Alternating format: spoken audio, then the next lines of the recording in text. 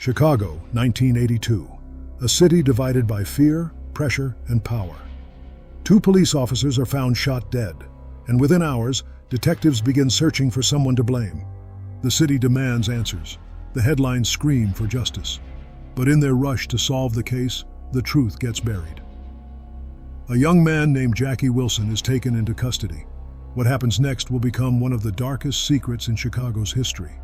A story of torture, false confession, and a fight for freedom that would last 36 years. This is not fiction. This is a real story of how justice was broken and how one man refused to let the truth die. You're watching true U.S. tragedies. And this is 36 Years of Injustice, the Jackie Wilson police torture case.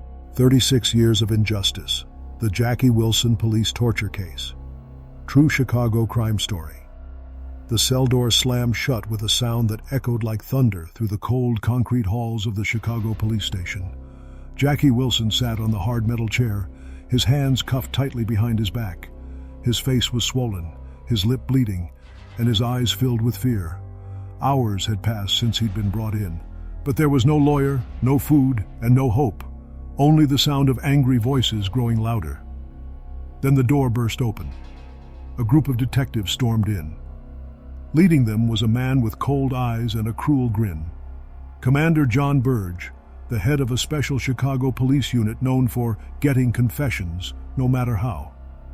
Jackie tried to speak, to say he was innocent, but before the words could leave his mouth, the first blow hit. The punches came one after another. His ribs ached. His head throbbed. They tied him to a chair, covered his face with a plastic bag, and kept asking the same question over and over. "You killed those officers, didn't you?"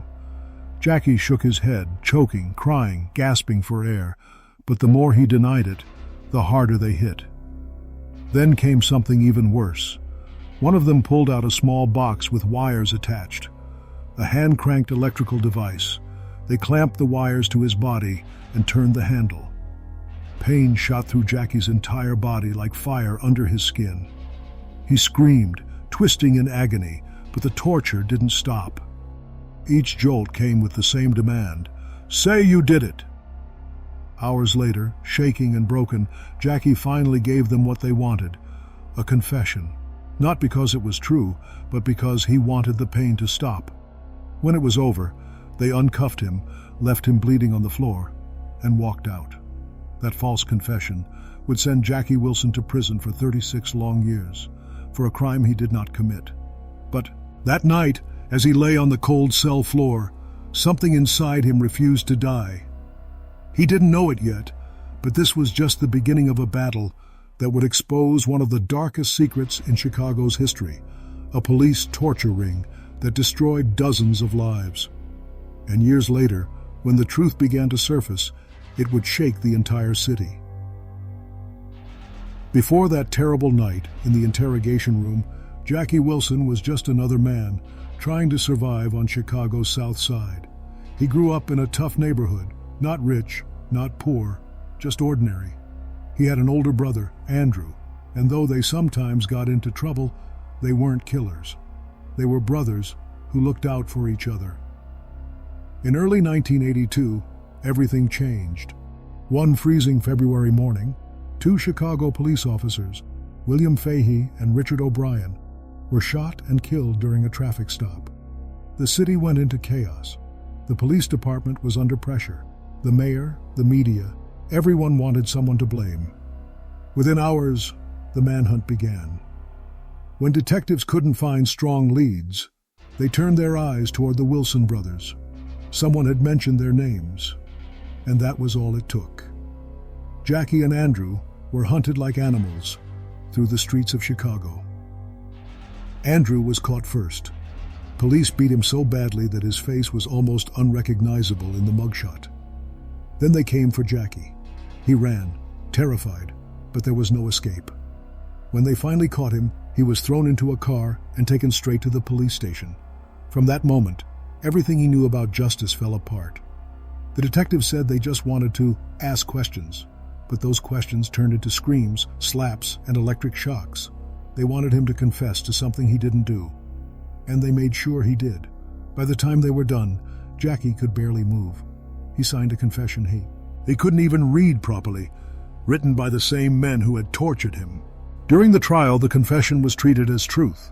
The judge didn't want to hear about the beatings. The jury saw a cop killer, not a frightened young man who had been forced to lie to survive. Both Jackie and Andrew were sentenced. Andrew to death, Jackie to life in prison. Years turned into decades. Jackie spent day after day behind bars, replaying that night in his head. He missed funerals, birthdays, and every chance to live a normal life. He wrote letters to anyone who would listen, lawyers, reporters, even human rights groups, but most never replied. The world had forgotten him. Then slowly, the cracks began to show. Other men started to speak up, men who had also been beaten by the same commander, Jon Burge, and his officers. Their stories sounded just like Jackie's, the same box, the same wires, the same electric shocks. Whispers became investigations. Reporters started digging. Lawyers began reopening old cases. For the first time in years, Jackie felt a small spark of hope. Maybe someone would finally believe him. Maybe the truth would come out. But the road to justice was still long, and the police department wasn't ready to admit what it had done. Evidence was missing, witnesses were threatened, and officials tried to cover up the truth. Then one day, after more than 3 decades in prison, Jackie got news that made his hands tremble. A judge had agreed to reopen his case. The truth about police torture in Chicago was finally breaking wide open. He didn't know if he would ever be free, but for the first time, Jackie felt something he hadn't felt in 36 years: hope. By the time the truth began to surface, Jackie Wilson had already spent more than 3 decades behind bars for a crime he never committed. Across Chicago, whispers of police torture were no longer rumors, they were evidence. Dozens of men were finally stepping forward to hear stories painfully similar to Jackie's. Electric shocks, suffocation, forced confessions. For years the city tried to bury it, but the truth refused to stay hidden. And now, after 36 long years of waiting, Jackie's case was back in court. This time, not as a suspect, but as a man fighting for justice. What happened next would expose one of Chicago's darkest chapters, and finally bring light to a story the world was never meant to hear. The courtroom was silent as Jackie Wilson entered, his hands trembling slightly. After 36 long years behind bars, he stood in front of a judge who might finally hear the truth. Around him sat reporters, lawyers, and activists, people who had fought for years to expose what happened inside those interrogation rooms. The evidence was finally on the table. Former police officers, even some who had worked under Commander Jon Burge, admitted that electric shocks, suffocation, and beatings had been used to force confessions. It wasn't just Jackie and Andrew. It was dozens of black men across Chicago, all tortured into saying they were guilty. The courtroom listened as Jackie's lawyer read his story. Photos, reports, and testimonies revealed the horrifying pattern of abuse. One after another, witnesses described the same black box, the same wires, the same pain.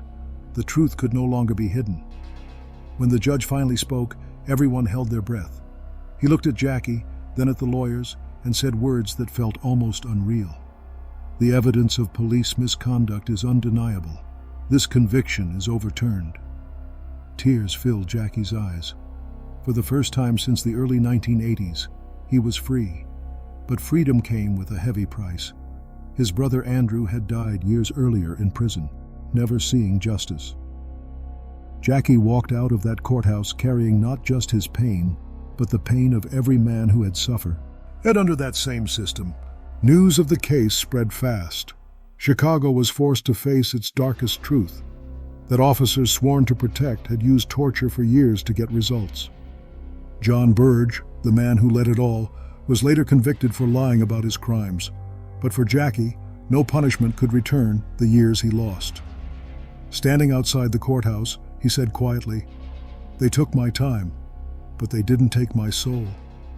Those words would echo through Chicago, A reminder that justice delayed is not justice denied, and that truth, no matter how long it takes, always finds a way out. Jackie Wilson's story didn't just clear his name, it sparked change. It forced Chicago to compensate victims of police torture and reminded the nation that power without accountability can destroy lives. His courage turned tragedy into a lesson for the whole world. And though his face carried the marks of pain, his voice carried strength. He became a symbol of hope for the wrongfully convicted everywhere. After 36 years of injustice, the truth finally won. If this story moved you, don't let it stop here. Hit that like button to support real stories that matter. Subscribe to our channel for more true American crime stories that reveal the truth behind the headlines. And if you want to know how another shocking case of wrongful conviction unfolded, drop your comment. Click the next video on your screen. This is True U.S. Tragedies, where every story reminds us, justice may be delayed, but the truth never dies.